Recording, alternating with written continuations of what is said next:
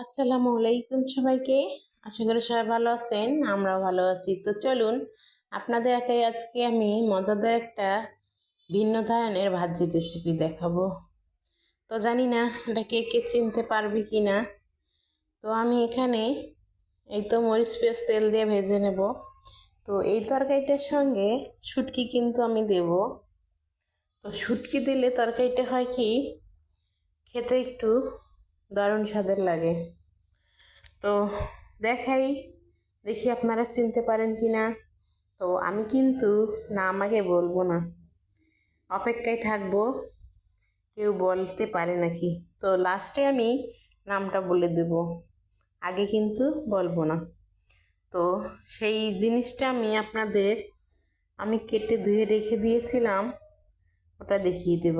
তো এখানে কিছু শুটকি নিয়েছি, এই যে এই শুটকিগুলি, তো আমরা এগুলো বলি মোয়া মাছের শুটকি কিংবা এই যে মলাই মাছ বলে।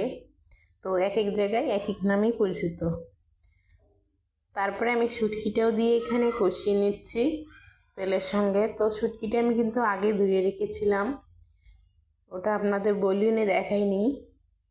তো এখন ওইটা আমি কিছুক্ষণ এটার সঙ্গে কষাই নেব। তো এই তো জিনিসগুলা, জানি না চিনতে পারবেন কি না, কিন্তু আমি নাম বলতেছি না, দেখি।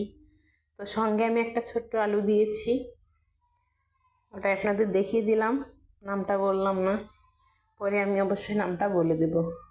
তো প্রথমে আমি অল্প একটু দিয়ে সুন্দর করে মশলাটার সঙ্গে কষিয়ে নেব। কষিয়ে নেওয়ার পরে বাকিটুকু আমি দিয়ে দেব।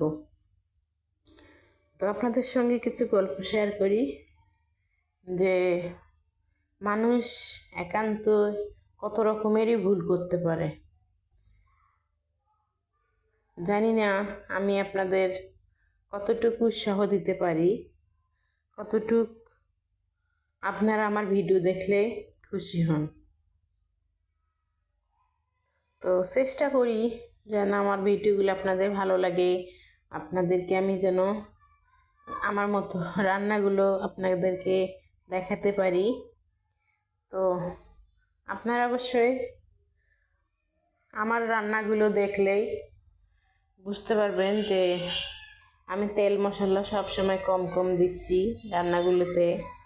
আসলেই আমার অত তেল মশলা খরচ করার মতো ইনকাম নাই।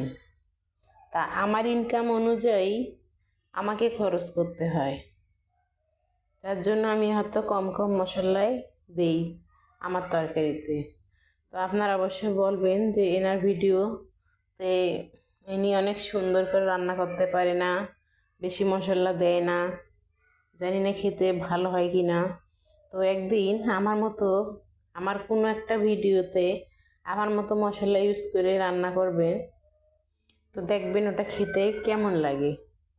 তো যারা অনেক দূরে তাদেরকে তো খাওয়ানো যায় না, কিন্তু আমার আশেপাশে যারা থাকে, আমার আত্মীয় স্বজন, তারা অবশ্যই খেয়ে বলতে পারে যে এই তরকারিটা কেমন হয়েছে খেতে। আর যারা দূরে আছেন তারা কিন্তু বলতে পারবেন না। তো এই তো আমার ভাজিটা দেখুন অনেকটা পরিমাণ হয়ে গেছে। তো এখানে একটু আমি পানি দিয়েছিলাম, সেটা আপনাদের দেখাইনি। তো এখন পানিও শুকিয়ে গেছে একদম। আমি এটা পোড়া পোড়া করে ফেলবো। আর এখনও কিন্তু এটার নাম বলি নেই, জানি না চিনতে পারবেন, কিন্তু পুরো ভিডিওটা যদি দেখেন আপনারা অবশ্যই নামটা কিন্তু জানতে পারবেন। তো এই দেখুন একদম পানি শুকিয়ে গেছে, কোনো পানি নাই, তেল নাই। তো এটা হচ্ছে মূলার ডাঁটা। এই তো আমার হয়ে গেছে। ভালো লাগলে অবশ্যই আমাকে সাপোর্ট করবেন। আল্লাহ হাফেজ সবাইকে।